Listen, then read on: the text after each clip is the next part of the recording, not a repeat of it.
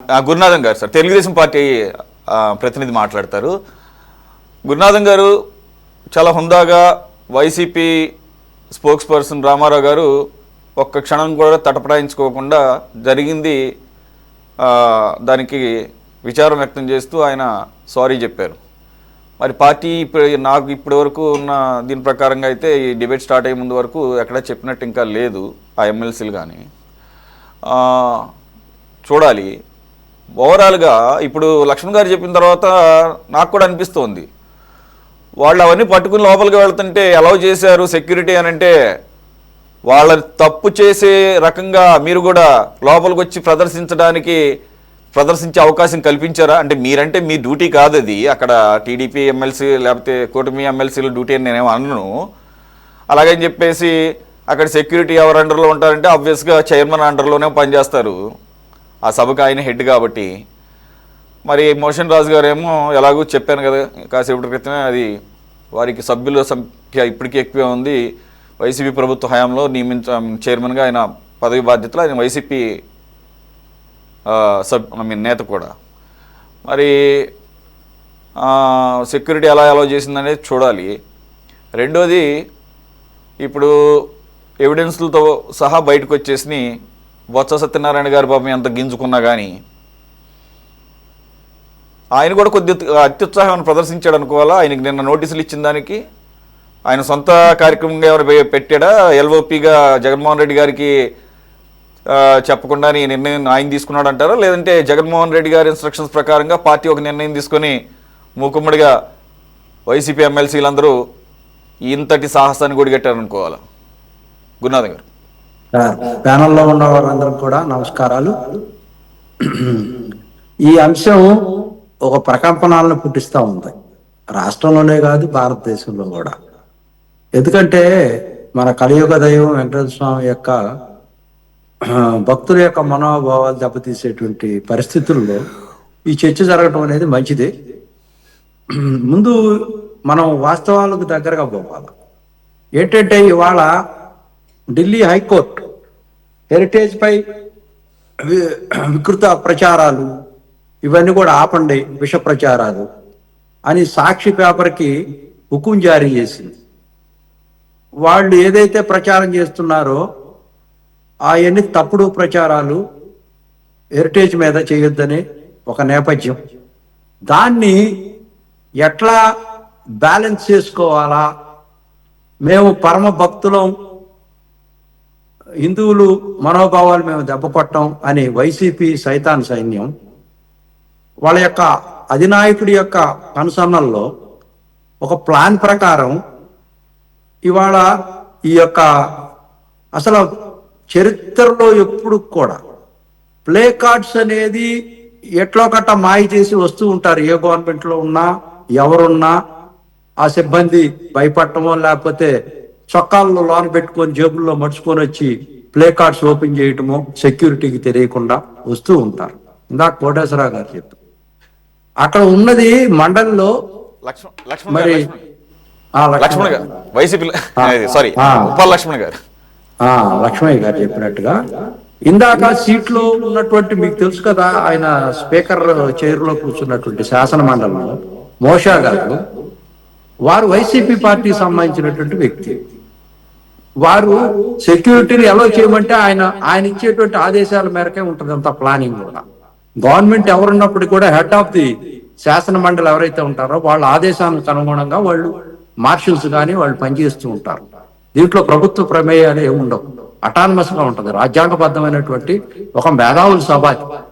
దాన్ని కలుషితం చేసి చట్టాన్ని వీళ్ళ చేతిలో తీసుకొని అసలు వెంకటేశ్వర స్వామి పటాలు తీసుకొని కాళ్ళకి చెప్పులు వేసుకొని ఎంత దారుణమైనటువంటి అంశం. అసలు వైసీపీ ఈ రోజున వాళ్ళు క్షమాపణ చెప్పారంటే నేను సంతోషపడతా. బట్ జగన్మోహన్ రెడ్డి గారు చెప్పాల్సినటువంటి బాధ్యత ఉంది క్షమాపణ. మొట్టమొదటిగా బొత్స సత్యనారాయణ గారు చెప్పాలి, వాళ్ళు ప్రదర్శించిన వాళ్ళంతా కూడా చెప్పాలి. ఇంకొక అంశం ఇక్కడ ప్రధానమైనటువంటి అంశం ఏంటంటే అసలు ఇందాస్ కంపెనీకి సంబంధించినటువంటి ఎవరైతే చెప్తా ఉన్నారో వీళ్ళంతా కూడా 660 రూపాయలకి ఇందాపూర్ ఆ సంస్థ ఎవరైతే ఆ అధ్యక్షుడు వారికి సంబంధించినటువంటి ఆ మిల్క్ డైరీకి సంబంధించిన వాళ్ళు క్లియర్గా చెప్పారు ఏమని, మాకు హెరిటేజ్ సంబంధించినటువంటి అంశాలు అసలు సంబంధమే లేదు, మేము హెరిటేజ్ లాగే వ్యాపారాలు చేస్తున్నాం, 660 రూపాయలకి మేము కొంటున్నాం, మేము బిడ్డేసాం, మేము సప్లై చేస్తున్నామని. ఈ రోజున అన్ని కూడా హెరిటేజ్కి సంబంధించినటువంటి అంశాలన్నీ కూడా రెండు క్లబ్ చేసి మాట్లాడుతున్నటువంటి నేపథ్యంలో, హైకోర్టు ఇచ్చినటువంటి తీర్పు నేపథ్యంలో ప్రజల యొక్క డైవర్ట్ చేయటం కోసం ఇంకొక రాజకీయంగా ఈ రోజున జగన్మోహన్ రెడ్డి గారు ఇక్కడ ఎవరన్నా సస్పెండ్ చేస్తే యాగి చేసి రాజకీయ ప్రయోజనాలు పొందటం కోసం మమ్మల్ని సస్పెండ్ చేశారని చెప్పి ఒక తీవ్రమైన చర్య తీసుకున్నారని చెప్పి అవాకులు చవాకులు పేలి బయటికి రావటం కోసం ఇవన్నీ కూడా ఒక డ్రామా కంపెనీ లాగా, పొలిటికల్ డ్రామా కంపెనీ లాగా హిందూ మనోభావాలను అడ్డం పెట్టుకొని చేస్తున్నటువంటి ప్రక్రియలో భాగం. ఇందాక లక్ష్మణరావు గారు అందరు చెప్తూ ఏ విధంగా చర్యలు తీసుకోవాలా తీసుకోకూడదు అనేది ఒకటి ఉందండి. రాజ్యాంగబద్ధంగా శాసన మండలిలో ప్రమాణ స్వీకారం చేసేటప్పుడు శాసన మండలి సభ్యులుగా irrespective of caste and colour and creed and culture, అంటే రాగద్వేషాలకి, రక్తబంధాలకి, కులాలకి, మతాలకు అతీతంగా దేవుడి మీద ప్రమాణం చేసి అక్కడ ఉన్నటువంటి శాసన మండలిలో ఉన్నటువంటి మేధావులంతా కూడా ఈ దేశంలో క్రైస్తవత్వానికి సంబంధించి, ముస్లింస్కి సంబంధించి, హిందువులకు సంబంధించి వాళ్ళ యొక్క మనోభావాలు దెబ్బతినకూడదు, ప్రజల సంక్షేమం అభివృద్ధి కోసం మనం పనిచేయాలనేటువంటి దాంతో ప్రమాణం చేసినప్పుడు ఆ ప్రమాణాన్ని బంధుప్రీతి లేకుండా మేము ప్రమాణంగా ప్రజాప్రతినిధులుగా పనిచేస్తామని చెప్పి భగవద్గీత మీద, అన్నిటి మీద, ఖురాన్ మీద, బైబిల్ మీద, రాజ్యాంగం మీద ప్రమాణం చెబుతున్నటువంటి నేపథ్యంలో అవన్నీ కూడా ఉల్లంఘించిన నేపథ్యంలో సస్పెన్షనే కాదండి, తప్పకుండా గవర్నర్ గారికి, రాష్ట్రపతి గారికి, ఇక్కడ ఉన్నటువంటి ఆ ప్యానల్లో ఉన్నటువంటి ఎవరైతే వైసీపీకి సంబంధించిన మోషా గారు, స్పీకర్ గారు ఎమ్మటే చర్యలు తీసుకోవటం కాదు, వాళ్ళ సభ్యత్వాన్ని రద్దు చేయడం. సభ్యత్వాన్ని రద్దు చేయకపోతే ఈ ప్రాక్టీస్ కనుక కొనసాగితే ఏ పార్టీ అయినా సరే డెమోక్రసీలో, the beauty of the democracy, ఈ రోజున ఈ రాష్ట్రంలో అసంచలనమైనటువంటి అసలు పుంకాలుగా ఏమిటి, వాట్ ఈస్ దిస్, అసలు ఒక దేవుణ్ణి అడ్డం పెట్టుకొని రాజకీయాలు జరుపుతున్నటువంటి నేపథ్యంలో కల్తీ జరిగింది అనేది స్పష్టంగా ఎన్డీడీపీ, అదేవిధంగా ఎన్బిఆర్ఐ ఏ విధంగా వాళ్ళు స్పష్టంగా చెప్తా ఉంటే దాన్ని యాగి చేస్తా కొనసాగిస్తారు రాజకీయాల కోసం. ఏదైతే సిట్టేశారో దాన్ని మనం ప్రామాణికంగా తీసుకొని ముందుకెళ్లాల్సిన నేపథ్యంలో ఇంత అపచారం చెప్పులు వేసుకొని ఆ పటాన్ని ఎట్లా ఇసిరేశారండి, అసలు ఎంత దారుణం అండి. నేను ఒకటే చెప్తా ఉన్నాను, ఈ యొక్క హిందూ మనోభావాలను దెబ్బతీసినటువంటి ఈ హిందూ హైందవ మతానికి సంబంధించినటువంటి ఎంతో మంది గురువులు, స్వామీజీలు, వీళ్ళందరూ కూడా దీని మీద స్పందించాల్సినటువంటి బాధ్యత వాళ్ళందరి మీద కూడా ఉందండి ఈ సమాజం పట్ల. ఎందుకంటే వీళ్ళు వైసీపీ సైతాన్ సైన్యులా తయారైపోయారు. వీళ్ళు యాగి చేస్తా ఉన్నారు, రఫా అంటున్నారు, అసలు శాంతి పద్ధతులను అల్లకల్లోలం చేస్తా ఉన్నారు, వాస్తవాల దగ్గరగా పోవట్లేదు. వీళ్ళు శాసన మండలిలో సభ్యులుగా ఎట్లా అర్హులండి? బొత్స సత్యనారాయణ గారు ఏం మాట్లాడుతున్నారు? పొద్దున నేను చూశాను జగన్మోహన్ రెడ్డి గారు ప్రెస్ మీట్ లో, అసలు ఏం భాష అండి అది, ఆ భాష ఎట్లా ఉందంటే అసలు తెలుగు కూడా తనకు రానటువంటి పరిస్థితిలో గంప గుత్తగా అనే మాటని గుత్త గో అని తడబడి సారి చెప్పి, అసలు మీరు ఏ విధంగా ఇంత స్థాయిలో ఒక మాజీ ముఖ్యమంత్రిగా మీరు ఏం మాట్లాడుతున్నారో, అసలు ఏ అంశాన్ని ఎక్కడ పోలుస్తున్నారో, అసలు ఏ సమాజం ఎక్కడి నుంచి తీసుకెళ్తున్నారో అర్థం కాని పరిస్థితుల్లో ఉందండి. వీళ్ళ తప్పకుండా శాసన మండలి సభ్యులుగా వాళ్ళని మొత్తం డిస్మిస్ చేయాలండి. డిస్మిస్ చేస్తూ వాళ్ళు ముక్కు నేలకేసి రాసి క్షమాపణ చెప్పాల్సినటువంటి బాధ్యత ప్రతి ఒక్కరికి ఉందండి. అక్కడ ఎవరైతే ప్రదర్శించారో దాని కారకులైనటువంటి, ఇది పార్టీకి తెలియకుండా, జగన్మోహన్ రెడ్డి గారికి తెలియకుండా జరగదండి. జగన్మోహన్ రెడ్డి గారే సూత్రధారి, పాత్రధారి. అతను నకిలీ కల్తీ నెయ్యి పీకల దాకా పూరుకుపోయారండి ఆ కల్తీ దాంట్లో. దాని నుంచి ఎట్టా బయటికి రావాలో అర్థం కావట్లేదండి. ఇక్కడ మేనమేషాలు లెక్కించే కన్నా కూడా, మసిపూసి మారేడుకాయ చేసే కన్నా కూడా this is a very clear. ఎవరు ముందు చేశారా, ఎవరు వెనక చేశారా ఎట్లా చేశారా, ఏ ప్రభుత్వం వచ్చిందా ఏదనేది కాదండి ఇక్కడ ఇష్యూ. అసలు జరిగిందా లేదా, వాళ్ళ మీద మనం చర్యలు తీసుకోవాలా లేదా అది చెప్పమనండి. ప్యానల్లో ఉన్న వాళ్ళందరూ కూడా నేను విజ్ఞప్తి చేస్తా ఉన్నాను. ఎవరైతే దాంట్లో కల్తీమయ నెయ్యిలో బాధ్యులు అయ్యారో వాళ్ళ బోలే బాబా సమస్యకు సంబంధించినటువంటి వాటిని చూడండి. ఈ రోజున భువనేశ్వరి గారు చెప్పారు, బోలే బాబా ఆర్గానిక్ ఫుడ్స్ కు సంబంధించినటువంటి ఒక కంపెనీ ఉంది. అదేవిధంగా బోలే బాబా డైరీ మిల్క్ ఫ్యాక్టరీ ఒకటి ఉంది. దాన్ని తీసుకొచ్చి ఈ దీనికి సంబంధించినటువంటి హెరిటేజ్ కి సంబంధించినటువంటి అనుబంధ సంస్థగా వాళ్ళు ప్రచారం చేయటం, దాని యొక్క మతలబు ఏంటంటే అసలు సింకనైజ్ అవ్వట్లేదు.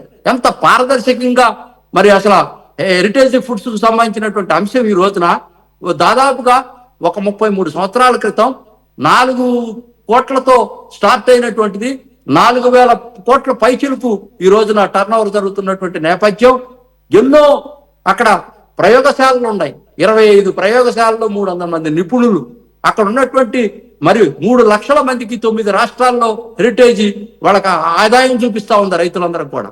ఇటువంటి అన్ని సంఘటనలు ఈ రాష్ట్రంలో, ఈ దేశంలో ఎవరు కూడా ఎప్పుడు కూడా భువనేశ్వరి గారు ఎప్పుడు కూడా 9 రాష్ట్రాల్లో శాఖలు ఉన్నప్పటికి కూడా ఏ ప్రభుత్వంతో ఎప్పుడు కూడా వీళ్ళు ఎప్పుడు కూడా ఎక్కడ కూడా బిడ్స్ లో పాల్గొనలేదు.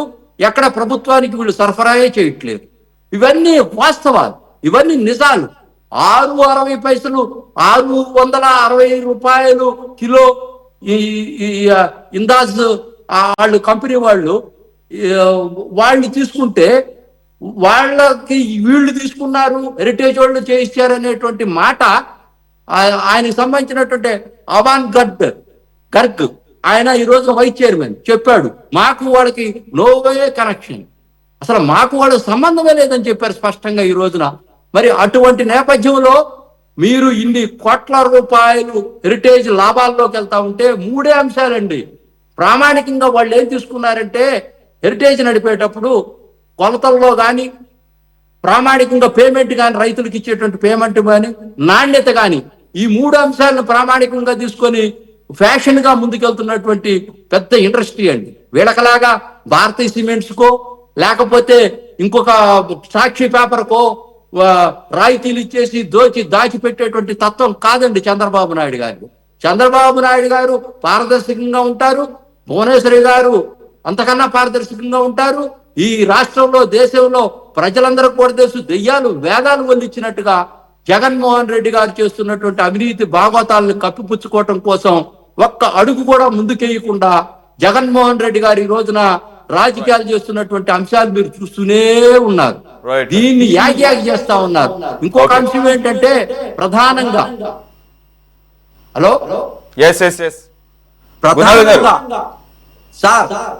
కంక్లూడ్ చేయండి సార్. చేస్తున్నాను సార్. ప్రధానంగా ఈ రోజున ఈ దుర్మార్గమైనటువంటి అంశాలన్నీ కూడా పరిగణలోకి తీసుకోవాల్సినటువంటి బాధ్యత భారతదేశంలో ఉన్నటువంటి రాష్ట్రపతి దగ్గర నుంచి కింద దాకా అందరికీ ఉంది సార్. అందరి యొక్క మనోభావాలు దెబ్బతిన్నాయి. తప్పకుండా చర్యలు తీసుకోకపోతే మటుకి ఈ రాష్ట్రంలో ఇది ఒక పెద్ద ఉద్యమం లాగా తయారవుతుంది. ఈ రాష్ట్రంలో పట్టినటువంటి పీడ చీడ జగన్మోహన్ రెడ్డి గారు ఏ విధంగా రాజకీయాల్లో మనుగడ సాగించలేరు సార్. వారు తప్పకుండా భువనేశ్వరి గారు స్పష్టంగా చెప్పారు, మేము ఎక్కడ కూడా కల్తీ సంబంధించినటువంటి దాంట్లో ఇన్వాల్వ్ అవ్వము, మేము క్లియర్ గా ఉన్నాము, మాది పారదర్శకమైనటువంటి వ్యాపారము, మేము చంద్రుడిలో చందమామ ఉంటది, దాన్ని మచ్చలేనటువంటి చంద్రుడు లాంటి వాడు చంద్రబాబు నాయుడు గారు. ఈ రోజున బురద తల్లి హైకోర్టు ఏదైతే తీర్పిచ్చిందో, ఢిల్లీ హైకోర్టు ఏదైతే గూగుల్ని, మెటాని, అదే విధంగా సిరిని, దానికి సంబంధించినటువంటి ఇన్ఫ్లుయెన్సర్ ని 24 అవర్స్ లో మొత్తం డిలీట్ చేసేసి క్షమాపణ చెప్పి ఎక్కడ కూడా దానికి సంబంధించినటువంటి ఈ నెల 14వ తారీఖు సాక్షి కథనాలు వండి వార్చినటువంటి ఆ అవినీతి భాగవతాన్ని హెరిటేజ్ మీద రుద్ది దారుణంగా ప్రజలందరినీ కూడా భ్రమింపజేస్తున్నట్టు కోసం అసత్య ప్రచారం చేస్తున్నటువంటి సాక్షి మీద కూడా చర్యలు తీసుకోవాలా. తప్పకుండా ఈ విధమైనటువంటి దుర్మార్గమైనటువంటి ప్రచారాలు చేయటం వల్ల ఈ సమాజంలో ప్రజాస్వామ్యం చాలా beauty of the democracy sir. ఈ డెమోక్రసీలో ఈ విధంగా చేయటం అనేది దెయ్యాలు వేదాలు వల్లిచ్చినట్టుగా ఉంది సార్. దీనికి వీళ్ళకి అసలు దేవుడి మీద ప్రేమే లేదు. అన్యమత ప్రచారకుల్ని కొండ మీదకు పంపించి ఎన్నిసార్లు ఈ మధ్య కాలంలో ఒక విలేకరులు కూడా పంపించి మందు బాటిల్ అక్కడ పెట్టించి మీరు ఇప్పుడు మొత్తం మీరు ఎప్పుడెప్పుడు జరిగిన అంశాలన్నీ ఇప్పుడు మళ్ళీ తీసుకురావడం వలన పెద్దగా ఉపయోగం లేదు. రైట్, ఎనీవే ఆల్రెడీ జరిగింది పొరపాటు అని చెప్పేసి ఆ పార్టీ భావిస్తున్నట్లుగానే అర్థమవుతోంది. చూద్దాం. అది ఒక అంశం అయితే సభా వ్యవహారాలకు సంబంధించి ఏ రకమైనటువంటి చర్యలు తీసుకుంటారనేది ఇప్పుడు నాకు అర్థమవుతుంది. మీరు కూడా మాట్లాడిన తర్వాత మరి మోషన్ రాజు గారు కూడా ఇంత దీన్ని ఇక్కడ దాకా వస్తుందని చెప్పేసి ఏమన్నా ఊహించలేదా? ఆయనకి తెలిసి లోపలికి వచ్చాయా అవి ప్లకార్డులు, లేక తెలియక లోపలికి వచ్చాయా అనేది తేలాల్సి ఉంది. చైర్మన్ గారు నేను ఆ ఎపిసోడ్ ని చాలా క్లియర్ గా చూశాను. పయ్యావుల కేశవ్ గారు చాలా బ్యాలెన్స్గా మాట్లాడతాడు, చాలా కూల్గా మాట్లాడతాడు, సబ్జెక్ట్తో మాట్లాడతాడు. అటువంటిది ఆయన కూడా ఒక్కసారిగా దాన్ని చూడంగానే ఇన్స్టాంట్ అండ్ స్పాంటేనియస్ రియాక్షన్ వచ్చింది. ఆయన బిగ్గరగా పెద్ద వాయిస్తో చైర్మన్ గారిని అడ్రస్ చేస్తూ ఇది ఎట్టి పరిస్థితుల్లోనూ ఇంకేమాత్రం కూడా ఉపేక్షించవద్దు, ఇమ్మీడియట్గా వాటిని ఆపాలి, లేదంటే కనుక వారి మీద చర్యలు తీసుకోవాలి, సభా సాంప్రదాయాలకు విరుద్ధం అని చెప్పేసి ఆయన గొంతు చించుకుంటున్నా కూడా చైర్మన్ వాయిదా వేసిన ఆ మాట వినగానే ఆయన ఫ్రస్ట్రేషన్తో మైక్ కూడా తీసి టక్మన్ ఆయన టీవీల మీదకి విసిరేశారు. అంటే ఆ కోపంతో, ఆ ఫ్రస్ట్రేషన్తో. దీన్ని బట్టి అర్థం చేసుకోవాలి. అందు గురించి ఆయన బయటకు వచ్చిన తర్వాత దాన్ని కూడా ప్రస్తావించారు. ప్రస్తావనే కాదు, ఒక పార్టీకి సంబంధించినటువంటి వ్యక్తిగా కన్నా కూడా ఒక సామాన్య వ్యక్తిగా, భక్తుడిగా, అలాగే సభా వ్యవహారాలు తెలిసినటువంటి వ్యక్తిగా అంత స్పాంటేనియస్గా, ఇన్స్టంటేనియస్గా రియాక్ట్ కావాల్సి వచ్చింది. That shows the intensity of that crime, almost crime అనే అనాలి అని చెప్పేసి ఆయన మాటల్లో వినటం జరిగింది. కాబట్టి ఏం చేస్తారనేది చైర్మన్ చేతిలో ఉంది. ఇప్పుడు ఆయన పరిధిలో ఉంది. రైట్, చూద్దాం ఎటువంటి చర్యలకు ఉపకరిస్తారో, లేదంటే పార్టీకి ఇంతకన్నా నష్టం జరగకూడదు అనుకుంటే కనుక మరి ఏమన్నా క్షమాపణలు ఏమన్నా చెప్తారేమో చూద్దాం.